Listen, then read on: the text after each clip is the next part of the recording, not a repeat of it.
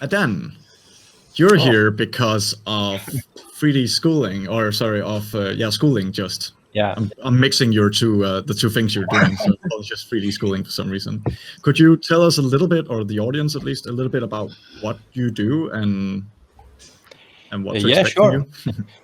you? Well, schooling is like a passion project. It's a very small school, and we create the school to teach the way we would like to learn. When I was young, I didn't have access to something like that, or I have access to some training that I don't like. And the main idea of schooling is to create a learning environment that we are proud of.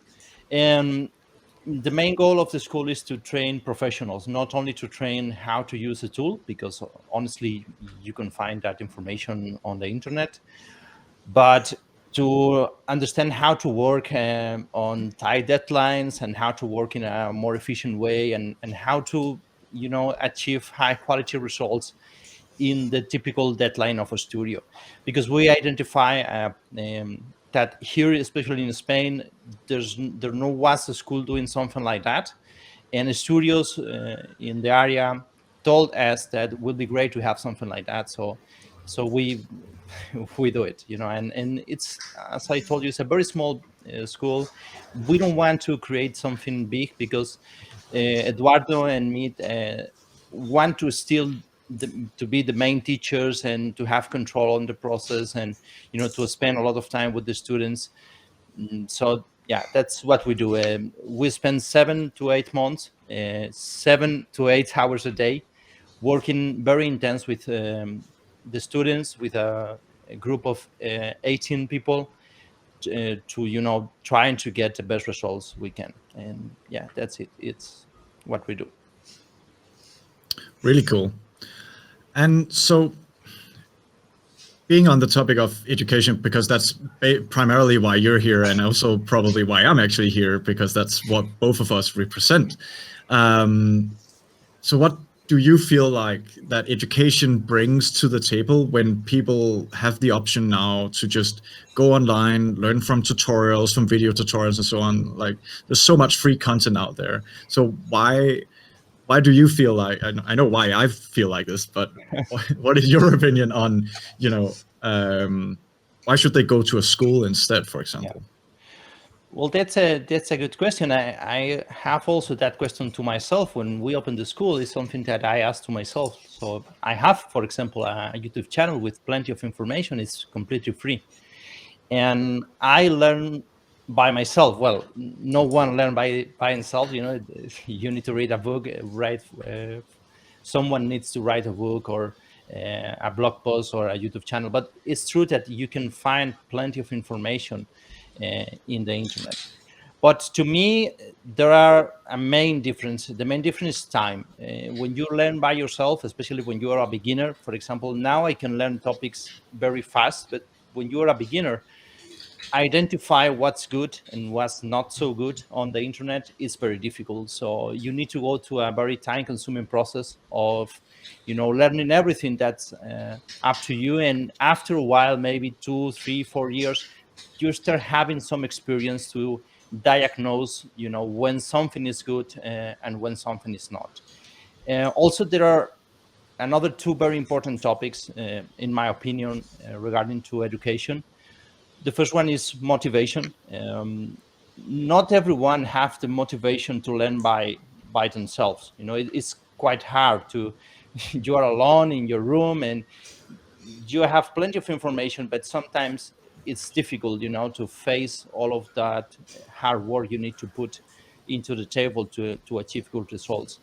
So going to a school allows you to work in a team. You work with a lot of students, and we realize that this is very important, and that's also why we prefer presential training and not online training, because you can create a group of people with the same goals, and it motivates they motivate in between themselves and creates a very good learning environment. And to me, at least, another very important topic, it's creativity. And not everyone have the right tools to develop creativity, because the way we used to learn, at least here in Spain, for example, on schools and universities and things like that, it's quite linear, and to develop creativity, that it's very important for that particular line of work. You need to you need a teacher that can guide you to develop your creativity, to enhance it, to don't be afraid of making mistakes and a lot of different things. So the mentoring part of education, to me, it's very important. But it all, at the end of the day, it's about time. If you have enough time and enough motivation, you can learn on the internet. That's true. But time is a very precious resource, and if you don't want to spend 4, 5, 6 years learning, maybe you can go to a school. Also, learning in a school is not guarantee of anything. There are good and bad schools also, so it's quite difficult for beginners to to pick up the right school, or to pick up the right resources. I don't know if you have a different opinion, or you want to add No, for something. sure. It's there's so many great schools out there. The school you work at, and the same for me, as in 3D College and Yrgo in Sweden, and so on. There's so many great schools for students to choose from if they're able to pick whatever, depending on what country obviously they're in as well. But they need to obviously find the right school for who they are as a student as well, and that can be a daunting task as well. You were mentioning quite a few interesting things about motivation, and one of the things that I usually ask, like myself or maybe colleagues when we're discussing the topic of motivation, is, and I can bring that to you now, is who do you believe whose responsibility is it for a student's motivation? Is it the student itself? Is it the school? Or maybe even the community around them?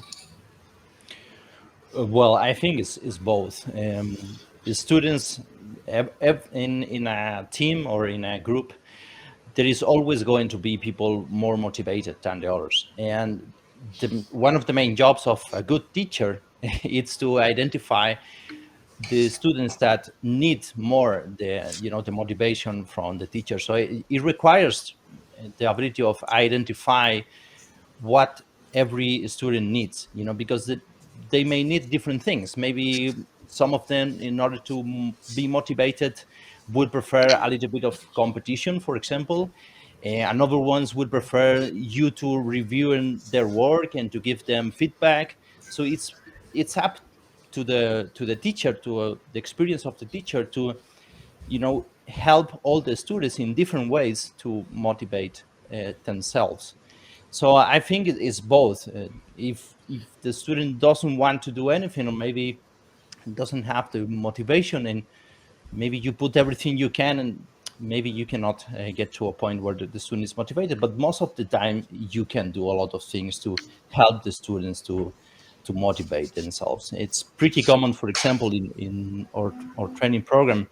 It's very intense at the beginning because we only have 7 to 8 months, and we want to achieve very high quality projects. And also, we want to achieve that quality in very tight deadlines, because we know when they go to the work, they will need to be fast, because otherwise no one cares if you're able to do a beautiful image in 1 year, for example. You need to be productive.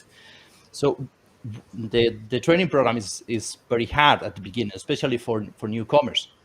So it happens a lot that at some point, some students maybe break down, and they feel like they cannot go ahead. But the teacher needs to understand what can be achieved by the end of the 8 months. Maybe at the beginning it's very hard, but we have plenty of different strategies in place to make sure at the end of the 8 months the student gets results. For example, if you teach something one time, it's very common that the student only gets like 20% or 30%. But if you teach the same thing several times, and you also do practices that enhance that theory you teach, the students usually, at the end of the training program, everyone feels like they can do what what we want them to do. So it's very good, I think. Yeah, for sure. I feel like with the motivational part, I totally agree with the fact that you cannot blame one entity for whoever's responsibility it is for anyone's motivation. You can't motivate a student who isn't motivated by themselves to begin with. So if the student was Ioana in this example, and Ioana for some reason wasn't motivated, obviously I can't force motivation onto her. I can try, and I can try and trigger more motivation and help her get motivated. And that could be through competitions like the Rookies. We both as schools use this a lot. We have, I think, Elvin as well on, I can't remember which of the shows, but he's coming from the Rookies as well as a host. So that's going to be really cool to listen to. So if there are any students actually on seeing this stream, like that show 6, sorry, watch that show as well, because they will probably talk a little bit about the Rookies and what's that all about. And I'm all in for that. I love that we have this competition. I love that seeing schooling, 3D College, Ergo, and all of the other guys actually competing, students competing amongst each others as a motivation for being, well, the best, but not necessarily the best, but just getting their work out there. That's really important. We are talking a lot here, both me and Adan. So if any of you guys actually have any questions for us, or especially for Adan here as the speaker, you're more than welcome to barge in. But I also know that this is maybe a bit of a hefty subject sometimes for people. No. I was going to ask a question. Do you get involved in any professional projects as well with your students, kind of teaming up with live projects that are going out, or is it all kind of kept separate? Well, we try to involve the professional community on the school. In fact, Victor, that's here, helped us a lot. He gives some conference on the school, and also do a small challenge project where the students can prove themselves, because when you're studying, sometimes you lose perspective and you're not sure if you are able to make a professional project. So what we do is two things. All the projects that we do, to a certain degree, are an imitation of what happens on the real production environment. So we give them deadlines, we give them feedbacks like we were the clients, and we try to imitate as much as we can the production environment. It's not the same because we are on an academic environment, and we need to give the students time to to learn and to develop. But we try to do at least 6 projects that really imitates what's happening on the real studio. And also we try to bring the studios themselves to talk with the students, to give them, another assignments and things like that. So we are very lucky because in Spain, for example, the studios really help us. And I want to say thank you to all the studios that participate in schooling. We will not be able to do something like that without the help of the studio. So it's very important for us. Yeah, definitely. Yeah, I can always say this. It's basically the same for us. We try and incorporate as much as we can from the outside, from real businesses and other studios, and we do, obviously, both of our schools, so me and Adan's school, both do mostly in architectural visualization. I can take last year as an example, where I asked out on, I think, Facebook and LinkedIn if anyone wanted to do a presentation for some of my students. And it turned out, I think 56 people wrote to me that they wanted to do a presentation for our students. Wow. From all over the world. People like Sonia Christoph, who is also a co-host on this show, came to me, and a lot of people from all different kinds of companies. And that's amazing to see how this industry, the 3D industry in general, just is when it comes to helping each other out and actually wanting to engage into education as well. Yeah. I just think that's amazing to see. Yeah, definitely. So yeah, that's really cool. That's a good question. Thank you, Stu. No, we're always looking for people. That's the thing as well. Yeah. There's so much work to get done. So always looking for good talent. I actually have a fast question for you guys. So everybody except Adan and me. is any of you educated formally within the 3D industry? No. I am. Me too. Jonas? And I'm very motivated from within to make it clear. Maybe you were the worst example for me to take. I don't know. Okay, so you actually have formal education within the 3D industry. Yeah. Because I think most of the people here are kind of old school from when there wasn't much to go for when it comes to education and so on. So people had to learn by themselves. Victor, are you in the same boat as well? Yeah, I think so. Basically, it's like, and I think it's a good point about. I think Adan mentioned that it's like back on those days, you had less kind of material to look at, and I think it's really important when you're learning something, not only like learning the tool, which is important, okay, but also like having the mind to distinguish what is really a good tool for you to use, which is the brain. Basically, it's like you can technically be a badass, but if you don't use your brain, it's not going to. And I think that's a really important part of education, at least for me. It's my personal opinion. Yeah. If you guys could redo it now, would you do it the same way? With the opportunities that are now available, with all the schools that is now popping up everywhere, would you still approach learning the same way you initially did because you had to, or would you enroll in a school and actually just get probably a shortcut into your teachings? That's a trick question, by the way. Difficult one. I think, I mean, for me personally, I was really lucky to come into the studio doing one role, like design more 2D work, and as Nico said, being surrounded by all the 3D guys and animators and technical people, I kind of learned through osmosis, through being surrounded by it day in, day out, and kind of experiencing it. I don't think I would change that for anything. I do think personally being immersed in a studio and learning that way was a privilege to be able to do that. So yeah, obviously there's some amazing schools around at the moment, so it would have been cool to go through that system. But I think for me personally, going through almost a hard knock system of kind of learning on the job with other people around me, for me was I loved learning that way, basically.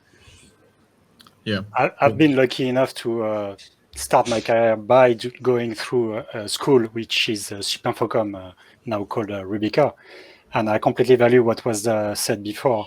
It's definitely a shortcut. It's really helping you to get straight to the point, and that's the thing. At the end of, for me, it was 2 years of scholarity. I had a movie which I could present to the companies, and went to some of the best companies straight ahead.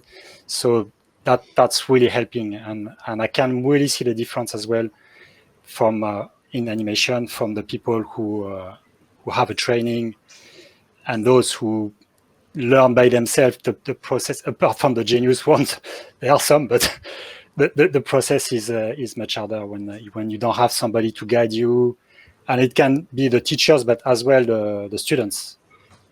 The emulsion of having students criticizing in a positive way, criticizing each other and giving shortcuts.